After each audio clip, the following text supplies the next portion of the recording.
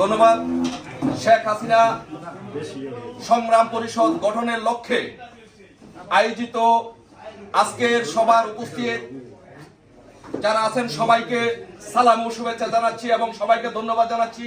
আপনারা যারা পরিশ্রম করে দলের এই দুর্দিনে এই শীতের রাতে যারা আপনারা উপস্থিত হয়েছেন সবাইকে ধন্যবাদ জানাচ্ছি।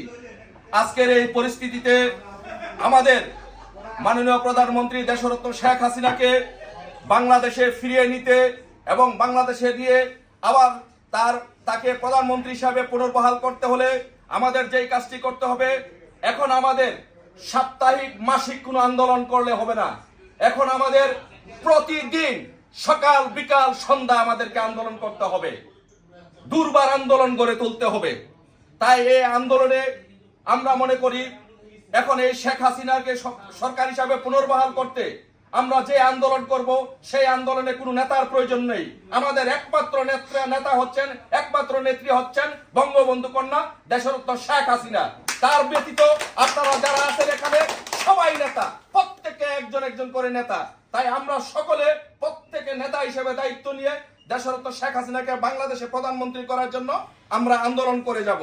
আর একটি বিষয় আমি ঘোষণা করতে চাই, সুদখোর মহাজন ইউনূস, স্বৈর শাসক ইউনূস এবং ফ্যাসিস্ট ইউনূসকে এই যুক্তরাজ্য মাটি থেকে শেখ হাসিনা সংগ্রাম পরিষদ থেকে আমরা হুঁশিয়ারি উচ্চারণ করে দিতে চাই, যুক্তরাজ্যের মাটিতে আপনাকে নিষিদ্ধ ঘোষণা করা হলো। আপনি যুক্তরাজ্যের মাটিতে কখনো আসতে পারবেন না। যেখানে আপনাকে পাওয়া হবে সেখানে শেখ হাসিনা সংগ্রাম পরিষদের নেতৃবৃন্দ আপনাকে গণদোলাই দিবে। যেখানে পাবো সেখানে আপনাকে গণদোলাই দিব। এবং উপদেষ্টা পরিষদের যারা আছে, সমন্বয় কিশোর কেন্দ্রের যারা আছে, তাদেরকে হুঁশিয়ার উচ্চারণ করে বলছি, আপনাদেরকে যেখানে পাই যুক্তরাজ্যের মাটিতে আপনাদেরকে নিষিদ্ধ করা হলো। যদি কখনো পাই তাহলে আপনাদেরকে এই শেখ হাসিনা সংগ্রাম পরিষদের নেতৃবৃন্দ আপনাদেরকে গণদোলাই দিবে ইনশাল্লাহ। আর আরেকটি বিষয়, শেষ যে বিষয়টি বলতে চাই সেটি হচ্ছে যে প্রেম এবং বিপ্লব এই দুইটা জিনিস কখনো পিছনে তাকিয়ে হয় না। প্রেম এবং বিপ্লব এই দুইটা করতে হলে আমাদেরকে সামনের দিকে তাকাতে হবে। 52 ভাষা আন্দোলন বলেন, 71 মুক্তিযুদ্ধ বলেন, কোন আন্দোলন কি রক্ত ব্যতীত হয়েছে? রক্তপাত ব্যতীত কোন আন্দোলন সংগঠিত হয় নাই।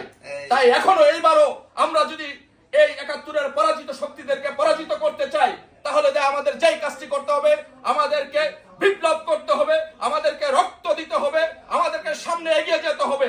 আমাদের কে রক্ত দিবে, কে বিপ্লব করবে তার জন্য পিছনের দিকে তাকাতে হবে না। শেখ হাসিনা সংগ্রাম পরিষদের প্রত্যেকটি নেতা কর্মী রক্ত দেওয়ার জন্য প্রস্তুত আছে।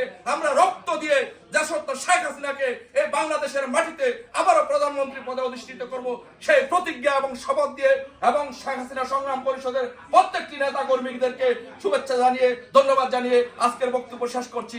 জয় বাংলা, জয় বঙ্গবন্ধু।